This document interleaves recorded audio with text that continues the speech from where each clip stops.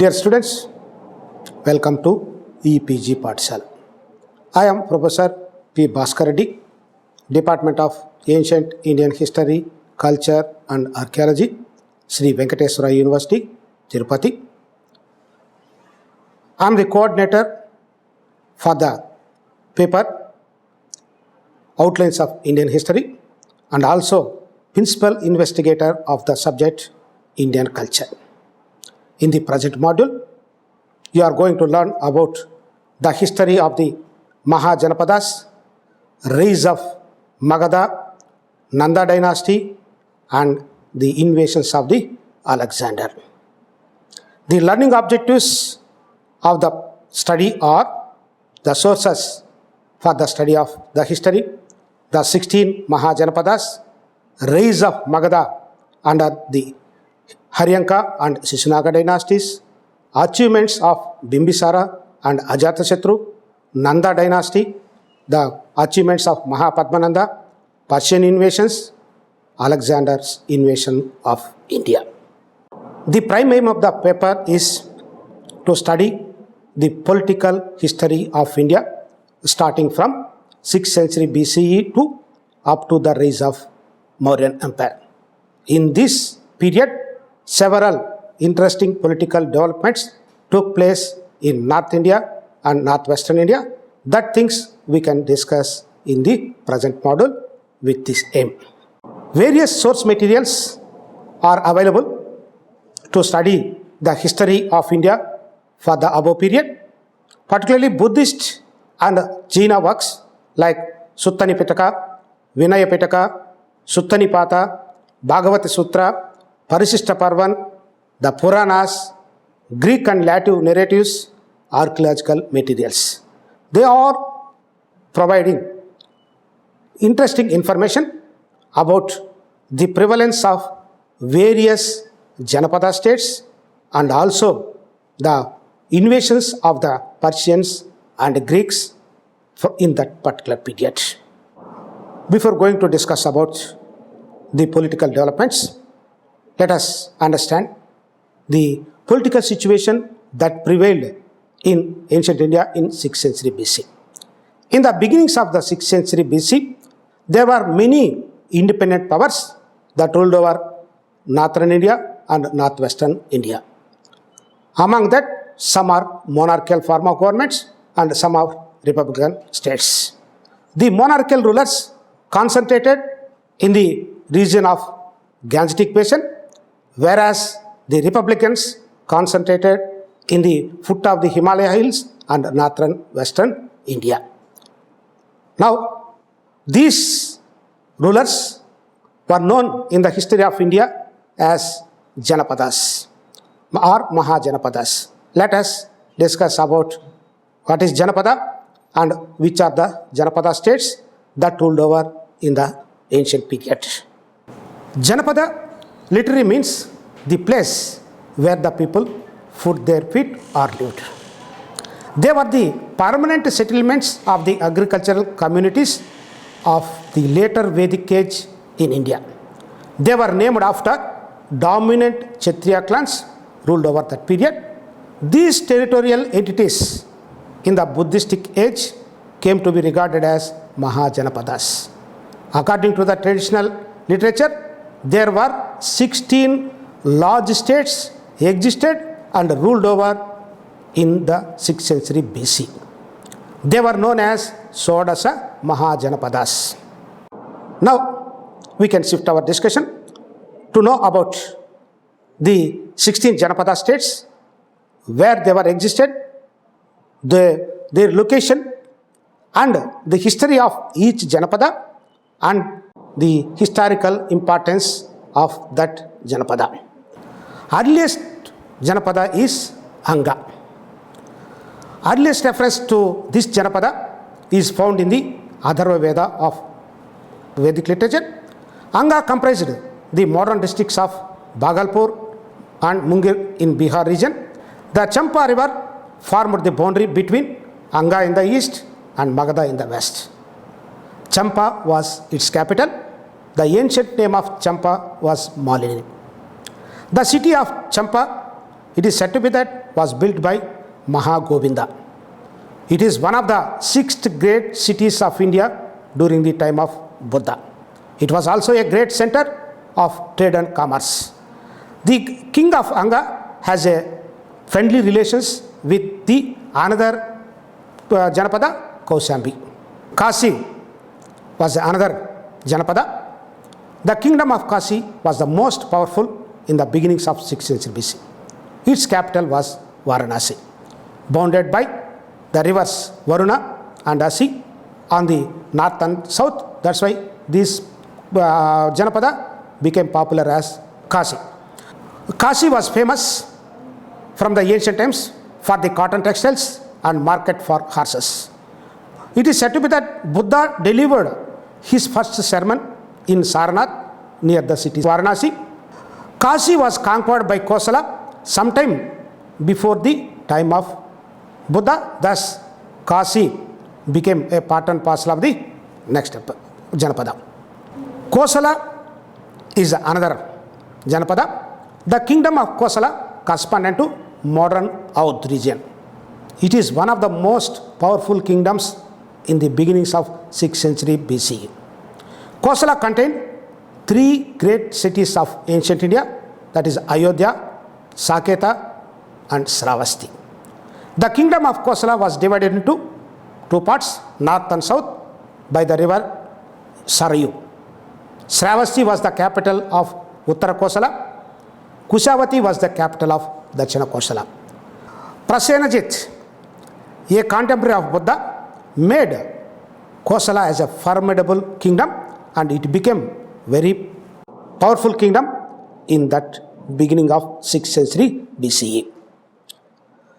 Vajji, also known as Brijji, is another Janapada of the ancient time. The Vajji territory lay to the north of Ganga and extended up to the hills of Nepal. It was separated from Kosala and Malla by the river Gandak. The region is a confederacy of several groups consisted of 8 or 9 clans. Members of the confederacy were Vrijis, Vaidehas, Lichavis and Jnatrikas. Vaishali was the capital of the Lichavis and headquarters of this confederacy. Vaidehas had their capital at Mithila, identified with ancient city Janakapura. Vajji flourished non-monarchical state in the time of Mahavira and also during the time of Gautama Buddha.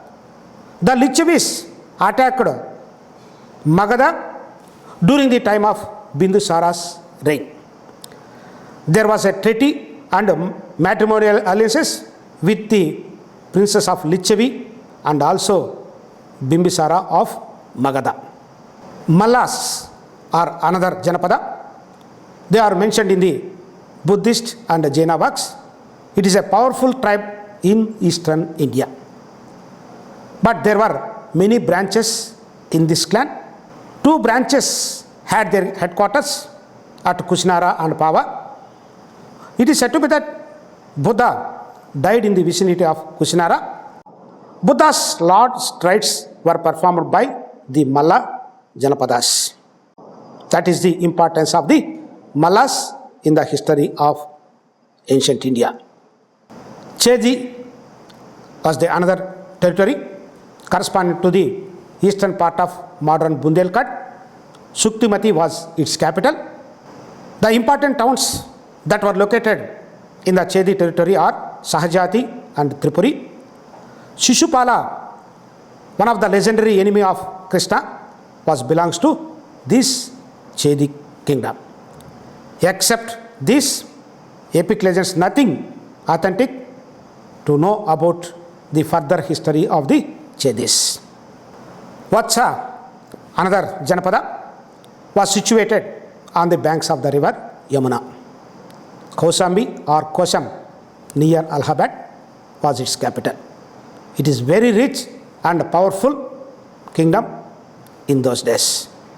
This Vatsa is famous for producing high quality of cotton fabrics. The important personalities who ruled over the Vatsa, Udayana was the most famous king of this kingdom. He was the contemporary of Buddha, Pradyota, Bimbisara and Ajatasatru. Number of interesting legends center around his rivalry with the kings of Pradyota, the other dynastic ruler. Kuru is another Janapada correspondent to present Delhi Meerut region. The famous Indraprastha near Delhi was its capital. During the time of Buddha, the Kuru country was ruled by a titular chieftain named Kauravya. The Kurus had matrimonial alliances with the Yadavas, the Bhojas and the Panchalas, the famous personalities of the ancient clans. The famous Pandavas and Kauravas are belong to the Kuru clan. That means they are the powerful in the history of ancient India. Panchala, another name of the Janapada, was the country located north and east of Delhi from the foot of Himalayas to the river Chambal. The Panchala territory divided into two parts, north and south, by the river Ganga. Northern Panchala had its capital at Ahichetra. Southern Panchala had its capital at Kampila. Both were the famous historical places in ancient India. The famous city of Kanyakubja or Kanauj was also located in the same territory, which it became a famous for the historical aspects of coming centuries.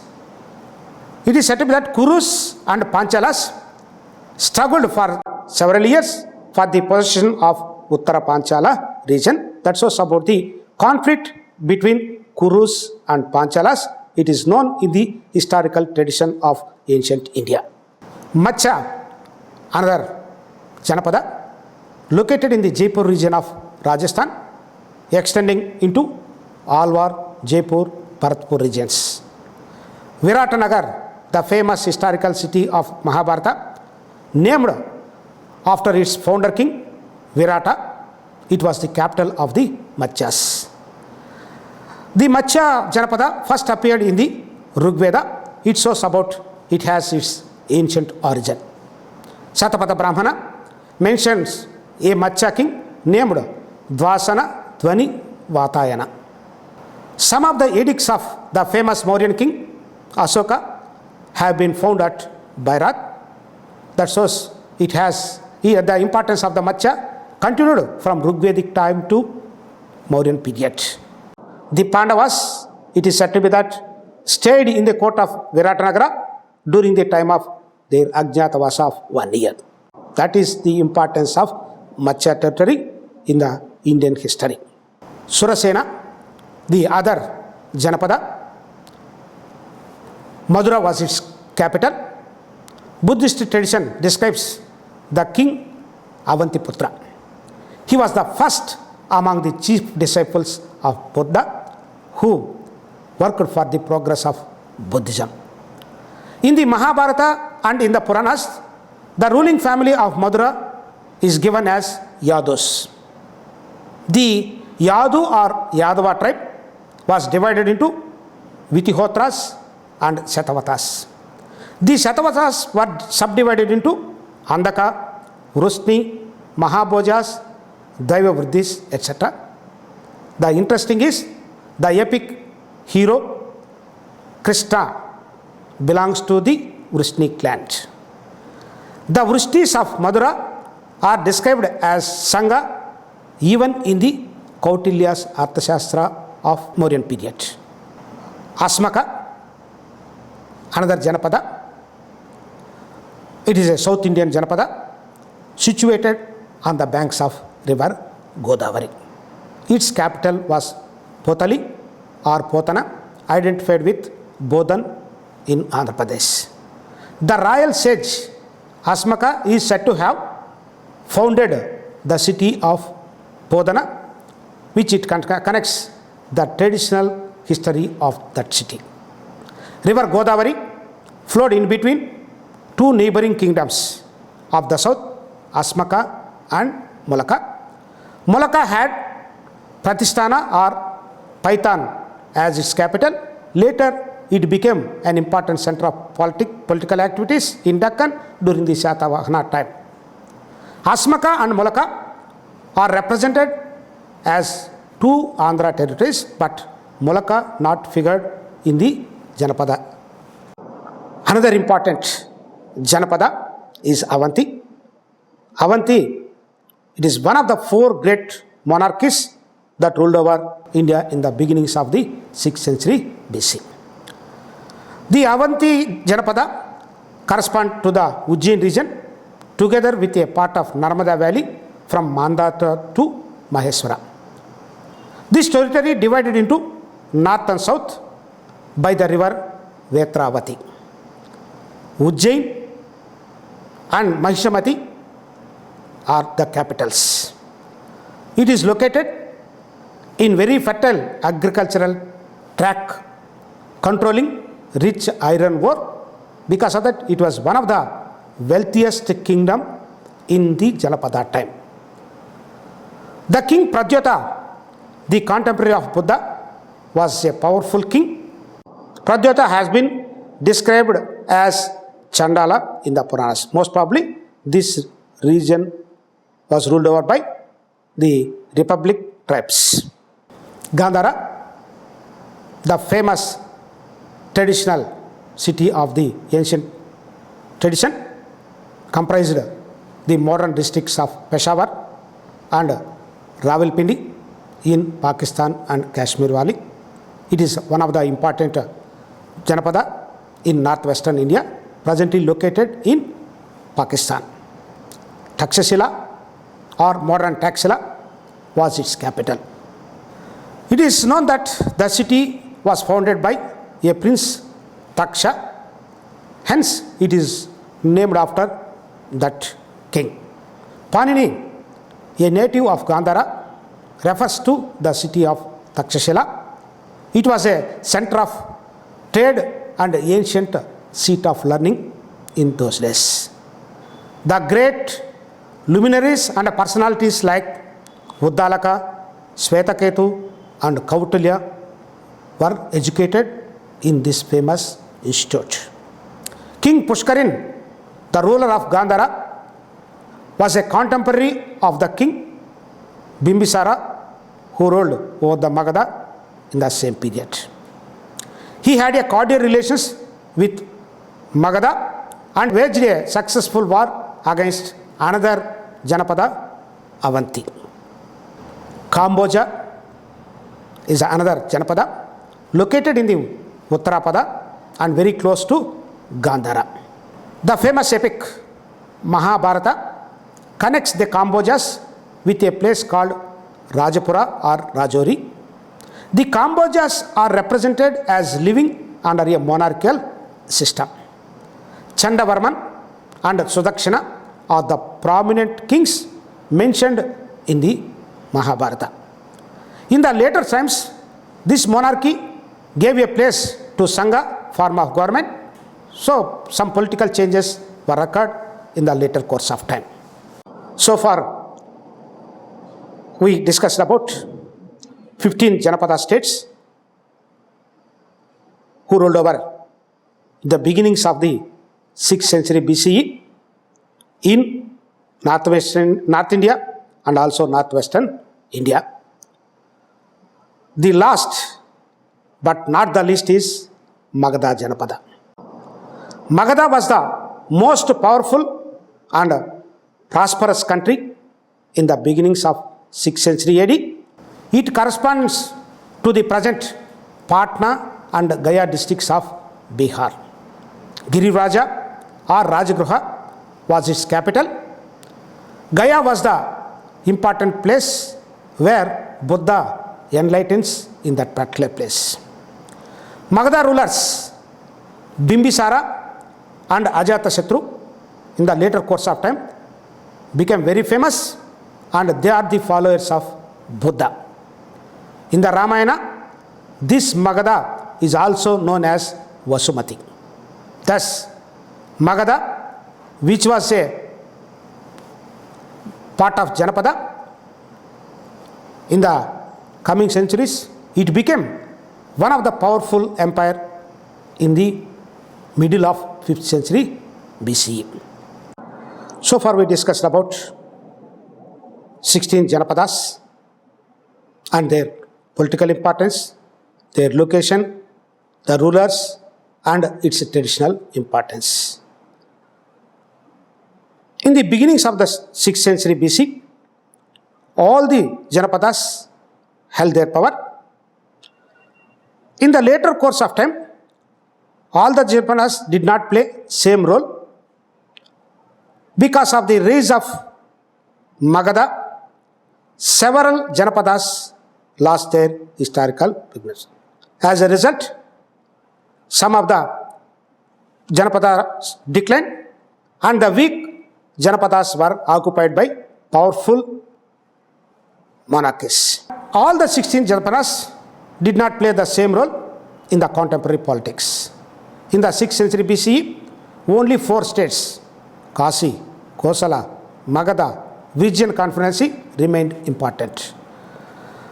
Among these, there was a bitter struggle between the republic and monarchical states.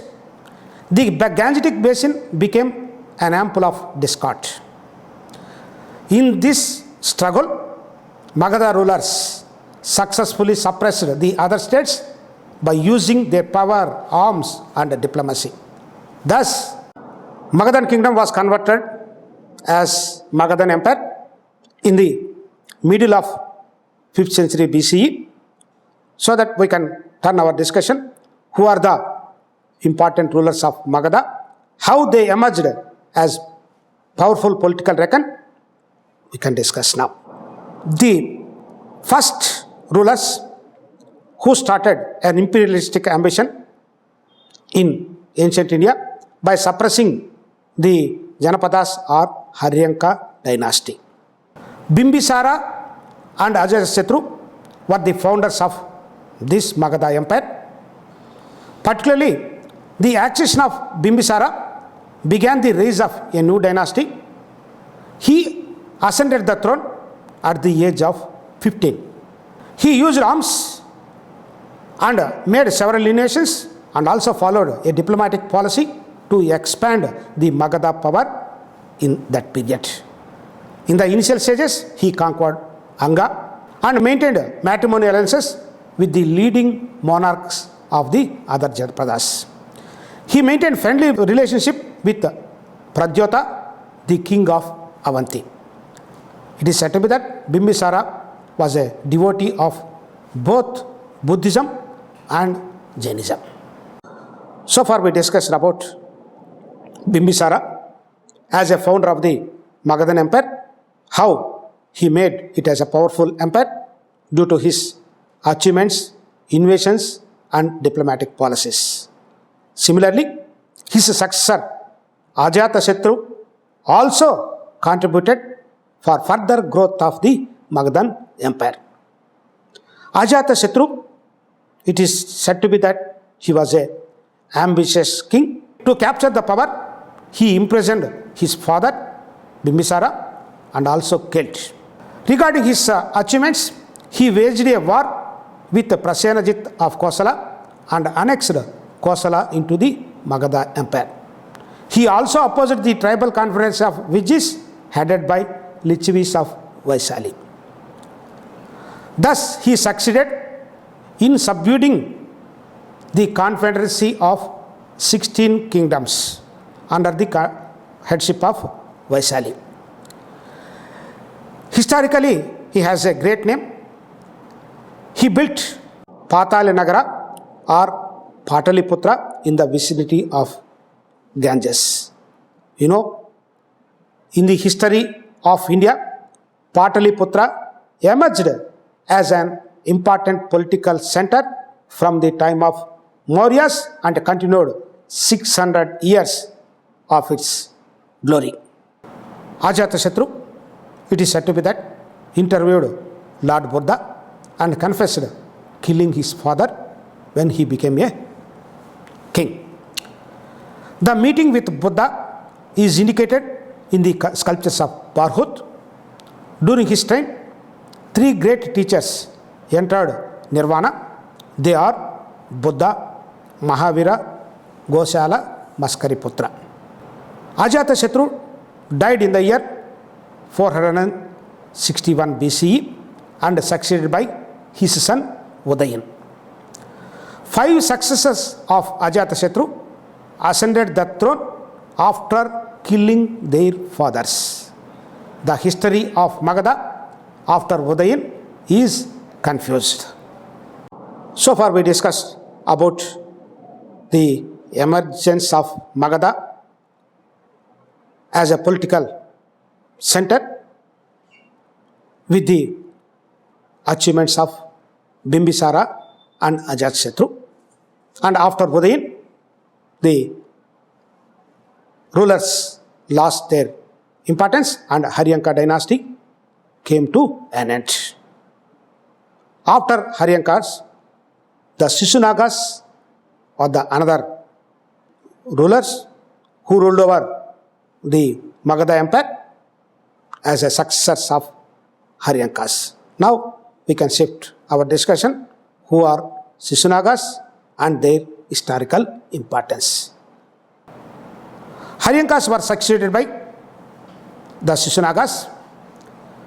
The genealogy and chronology of the Sisunagas are not clear, but we have the king name Sisunaga. The achievements of Sisunaga was the destruction of the power of Pradyota of Avanti Janapada. Thus, Sisunagas also expanded their territorial limits over suppressing the Janapada states. After Sisunaga, the mighty empire began to collapse. One of the king of this family, by name Kala Asoka, during his time, he transferred his royal residence from Girivaja to Pataliputra. Thus, Pataliputra became center of political affairs in northern India. Regarding the contribution of Kala Asoka, he was the responsible king who held the second Buddhistic council at Vaisali.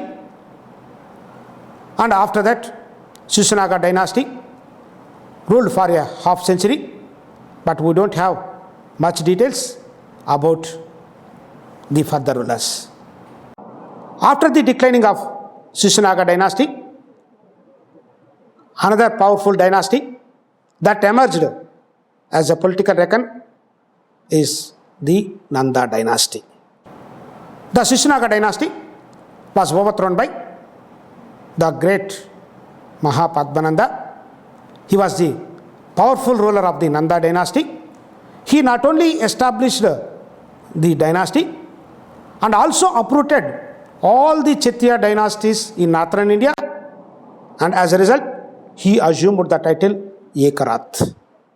He was the first king in the history of India who extended his territories in all over Indian subcontinent.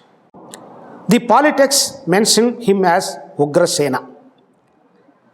During his time, the Kalinga and Deccan, located in southern India, also formed part of the Magadhan Empire. He occupied most of the Gangetic basin and built a mighty army and empire. In the history, he is considered as a great empire builder and ruled 10 years. After the death of Mahapadma, he was succeeded by 8 sons who ruled successively. The last Nanda ruler was Dhanananda. This Dhanananda was also a powerful ruler and possessed a strong army and enormous wealth. The oppressive way of tax collection by the king was resented by the people of the day. Taking advantage of that situation, Chandragupta Maurya and Kautilya initiated popular movement against the Nandas. About the same time, the Alexander of Macedonian Empire, he invaded India. So far, we made our discussion on the political history of India, starting from 6th century BC, the Janapada states, their political importance, rise of Magadha under the leadership of Haryanka dynasty, Sisunaga dynasty, and Nanda dynasty.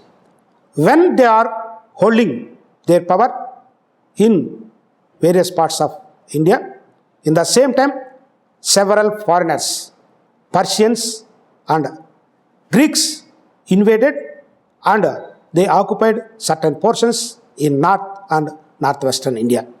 So, we turn our attention, who are the Persians, when they came, how they came, and how they expanded their territorial limits into Indian subcontinent, that we can discuss now. The Persian kingdom of Achaemenids was founded by Cyrus in the year 558 AD and he ruled up to 530 BCE. They were the first foreign conquerors and penetrated well into India. All Indian tribes to the west of the Indus up to Kabul region submitted and paid to him tribute. It is said to be that he destroyed the city of Kapisa, located north of Kabul. Later, the Darius I, the grandson of Cyrus, also conquered the Indus Valley in 518 BCE. Herodotus states that India, that is the Indus Valley, was the 20th satrapy or province during the time of Darius I. It is said that Darius I sent a naval expedition under Skylark to explore the Indus.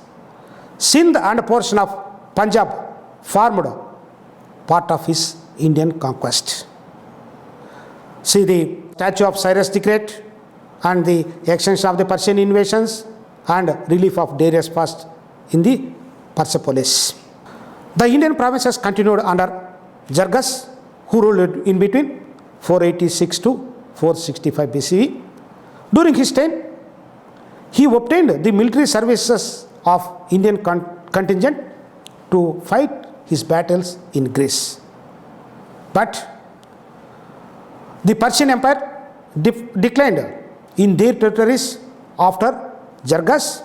However, the Gandhara region of northwestern India continued as a part of Persian Empire under another ruler, Antra Jargas II, who ruled in between 405 to 359 BCE.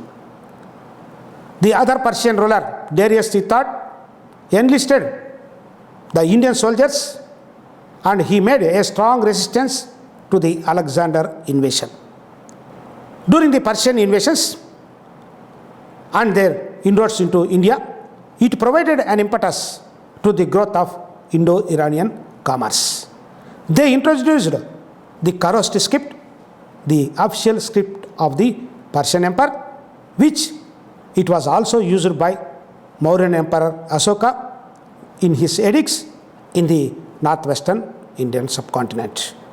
The Achaemenid ascendancy in India ended with the conquest by Alexander around 330 BCE.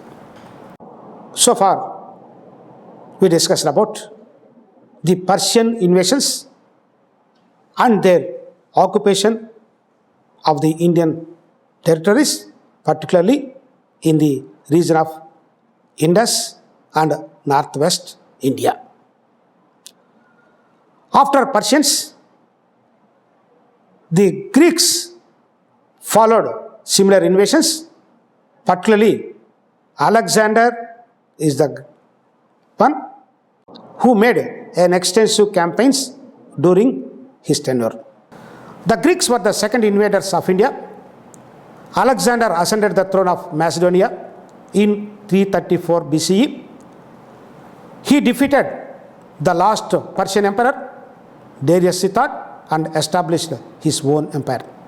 After that, he conquered the whole of Persia, stretching from Asia Minor to Afghanistan. He crossed the Hindu Kush mountains in eastern Afghanistan in the year 327 BCE.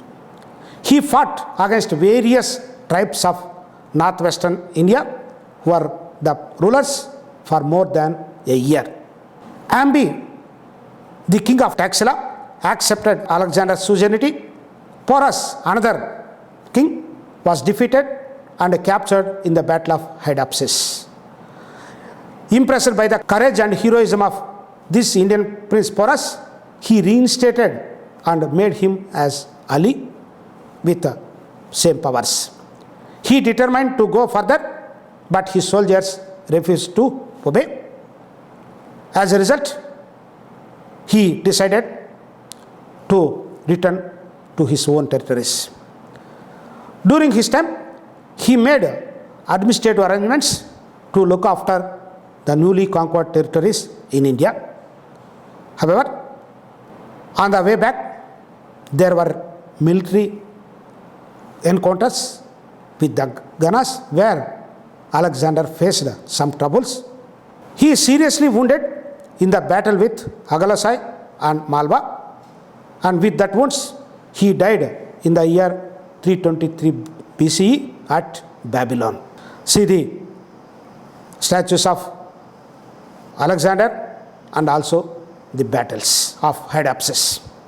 So far, we discussed about the Alexander and establishment of Achaemenid Empire and his invasions, how he conquered the Indian territories during his invasion, and he was a great conqueror and administrator who successfully led his campaigns in successive way.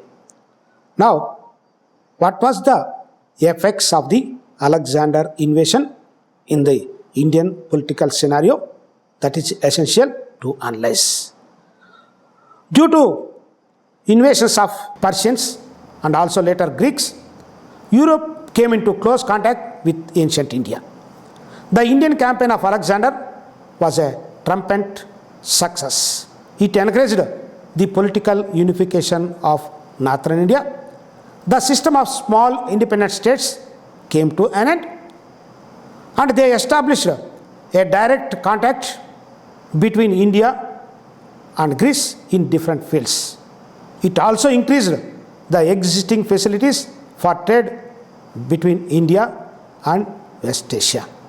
Thus, the campaigns and landmarks of Alexander invasion resulted for the political unification of India and also economic prosperity. Dear students, in this module, we discussed several political developments that took place from 6th century BCE to beginning of Mauryan Empire. For more details, you go through the e-text, self-assessment and further source materials. Thank you for your patience listening.